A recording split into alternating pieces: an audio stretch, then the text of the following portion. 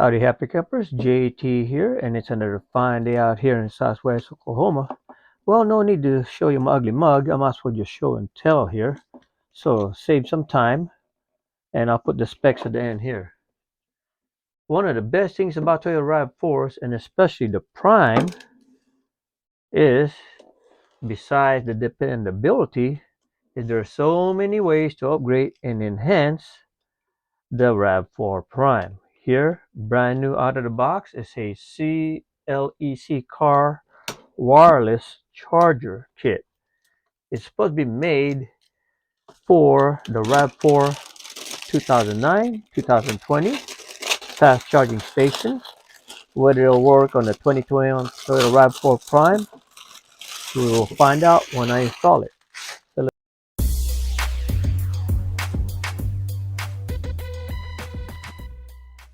So if you haven't purchased one and thinking of purchasing one, I'm talking about a brand new Rav4 Prime, that is, all right?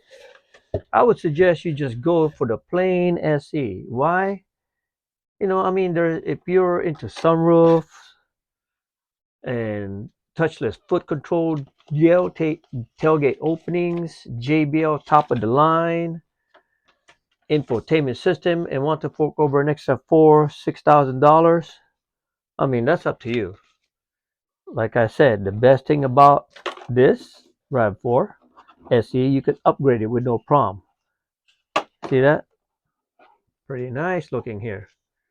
But spending under $700 or spending under $700, you can get yourself a hitch, upgrade your infotainment system and put some nice daytime running lights like I did, plus a lot more.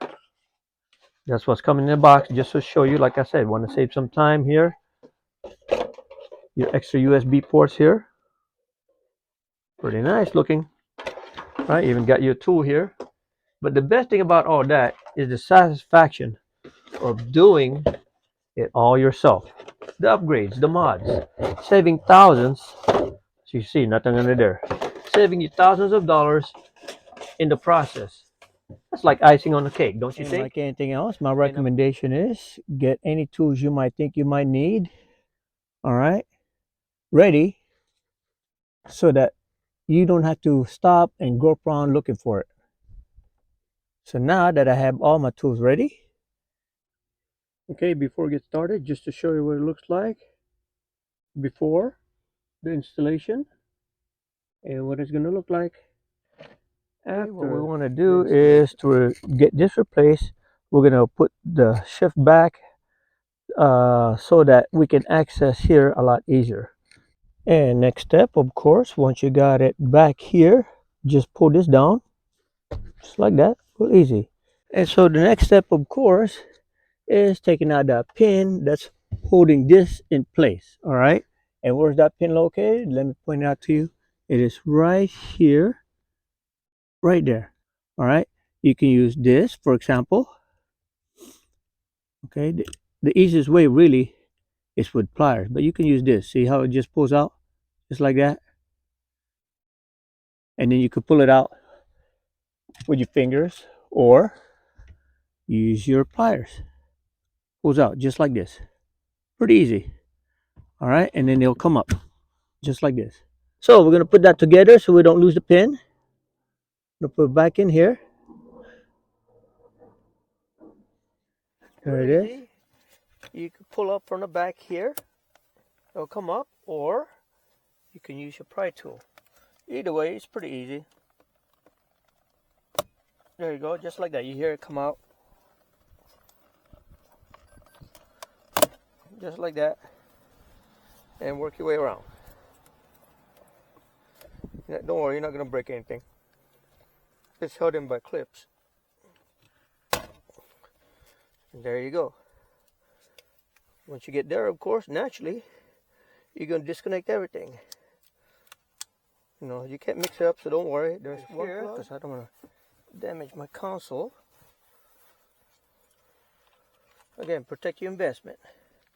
From the back here. Push down. Like that. and out. Okay. And next, right here, I'm gonna take out this console. It just pulls up, just like that. Don't pretty easy, nice and easy. You know. Here it is. Gonna start disconnecting everything here. I get easy here. You got 3 you need to disconnect. Start with this back here. You can use a screwdriver or anything else. Pretty much just pry it off here. Let's use those pliers here. Pry it up. There you go. And that's how it comes out. Easy way. Next one. So right here. Press down here. So pull it out.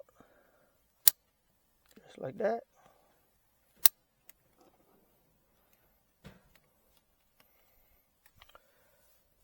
Oh, maybe I need something to depress it. And then pull out, okay? So use screwdriver here, then here, depress, the USB, real easy.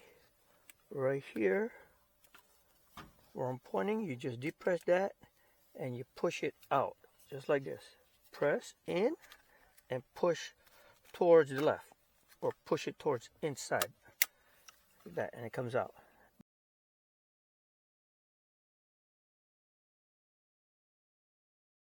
This is the tricky part because this cigarette lighter is going to be pushed in this way. To get it out, you have to push inside here and inside there. All right, you might not be able to do it at the same time, but that's the hard and tricky part. So brace it on your leg like this, and as best you can. As you push it in, push towards you, okay, because you're depressing that inside there, and it's not the easiest thing to do because you're trying to do it at the same time. Happy campers, after about half an hour, I'm not going to lie to you, that is probably the hardest part of this job right here. Whew. Finally got it out. Try to pry on the back here, right there. Pull that up a little bit, a few times. All right, push in and out on both sides, and I finally got that out like that. Woo. It is not easy, I'll tell you that. Those little clips holding it in place on here. Okay. So let's go to the next step. And pretty much as you can see, they're both the same here. So all you're gonna do is transfer the clips onto this one, the new one. All right. Like that. Pry on the other side. Like that.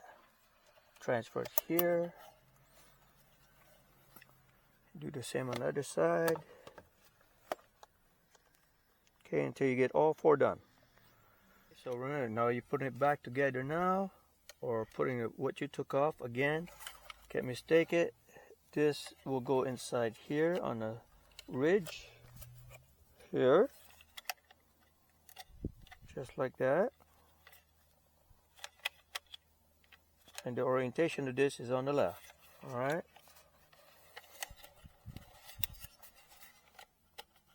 Just like that. On the bottom, you can see how it's going to line up and how it snaps in place, just like that. All right, and then here the cigarette lighter coming in again with the 2 prongs here, and just slides in place. You hear the snap, and of course the USB here, you can't mistake how to put it in. All right, because it'll only go in one way. See how I try to get it backwards, upside down here. All right, this should be opening out to the right. So to give you an idea, it's lined up, and again the ridges here goes inside there, and as you put it in, you can see on the bottom here how it's lining up, and it snaps into place. Pretty easy, really. Let's wire it back together here. All right, rewiring it or putting it back together is really simple, really easy, because it'll only go in one way and it'll connect. So you can't mismatch this with this, all right, because it doesn't work. Best thing to do is put this first, the holder, so that you can work around it. Once you get it there, then you can decide how you want to wire it. I usually just go behind it, and that's why you want to do it last. So this will go here, only one way, and of course this will go in the main one. Then the brown here, it'll go in one way. You hear it click, nice and solid, and then you want to put it in here nice and easy. All right, got plenty of room in there, so all you have to do is pretty much tuck it in underneath here so it doesn't get pinched anywhere. And of course the clips here and here, and you're going to slide this inside these right here. Okay, so it's going to go in just like this. Okay, because when you put it on, it might go under here, so make sure nice and easy, take your time, pull it down here out of the way so you can snap it down inside there.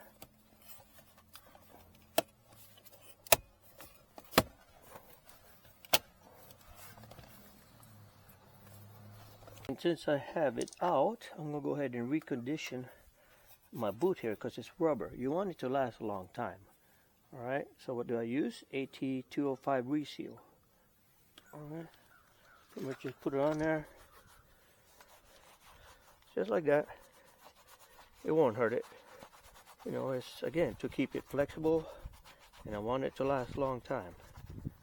Just like that. And of course, after I got her cleaned up a little bit here, let's put her back together. Real easy, just like before. You just do it backwards. Here's your connectors, and connector underneath. You can't mistake it. Black on black, white on white. There it is. And this over here. Alright, again, it will only go in one way. You can't do it backwards. It is not possible unless you force it in there. Like they say, if you don't fit, don't force it. You hear a click, and it's in place. Tuck everything back, make sure. Get your boot in there.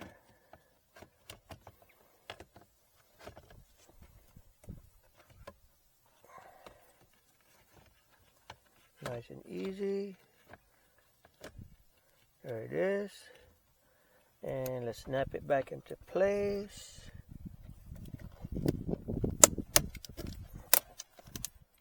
Goes in here. Slide it all the way down. Then take a pin on the bottom. Alright. Even if you can't see, you can feel it where it should go in. Just like that. And there it is. I heard a snap. Locked in place. Pull the boot up. And you're done. Test it out to see if the Android still works. And here's my Android box. Looking good. Confirm. And there it is. It does work.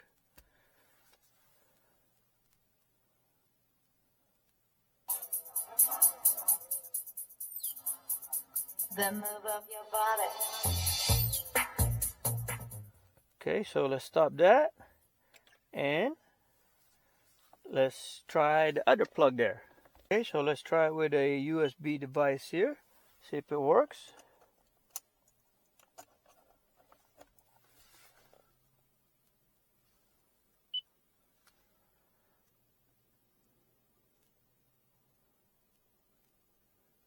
And there it is, 28 gigs. So this one is like 256. I guess it won't support it, but this is just a, there it is. This is just a regular 32 gigabyte. So it works pretty good. There's the music there. It's picking it up. Let's try to play some videos See if it picks that up.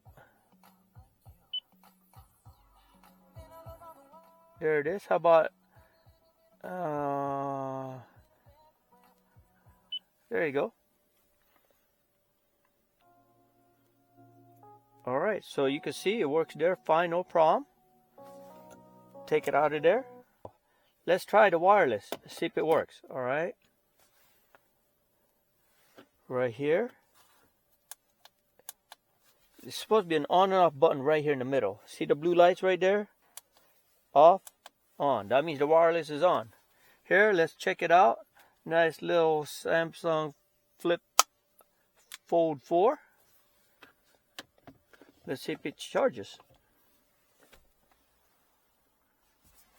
Got the case on. Maybe it's not working.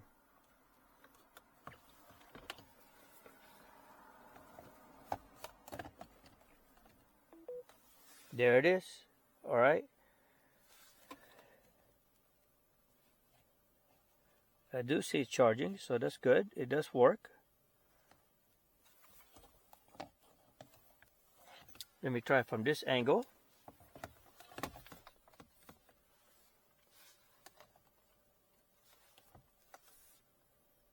So from this angle, it's not working properly, from what I can tell, because it's supposed to come up. And from this angle,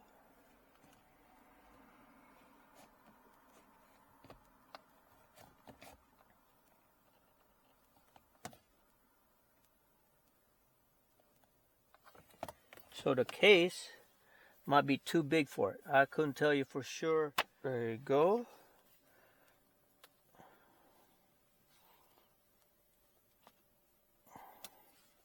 All right, here you go. The fold, the Flip 4 Fold Samsung. Take it out of the case. Right there it is. All right. Now, when you put it in, you might accidentally turn it off like I just did. The blue light will indicate that it's on, the wireless charging. Put it on there, and as you can see, it is charging fine. So it all depends pretty much on your case. Put it on here, and there it is. Now, we'll take it for a little test drive just to show you how good it works when it's driving. And because, again, when you're driving, you get bumpy, and when it's dislodged off the surface, it's not going to charge. It's that simple. So let's take it for a quick drive here. Okay, so let's test out the wireless charging while it's moving. And there it is. We're going to put it on there. Our Galaxy Fold 4. And there it is, charging. So, okay, so we started at 4 o'clock or 1600 hours. It's now 1612. And what kind of charge did we get out of that? 60. So 6% for a 12-minute drive. It still works. So the charge does work. It didn't have any problems. I didn't see it come on or off. So that's it for the driving while charging test. Okay, let's see if this on and off button works. There it is, charging. I'm going to turn it off here just to show you. As you can see, the lights indicating it's on. I got it off. Will it charge? No, it's not. So there you go. You can turn it on and off.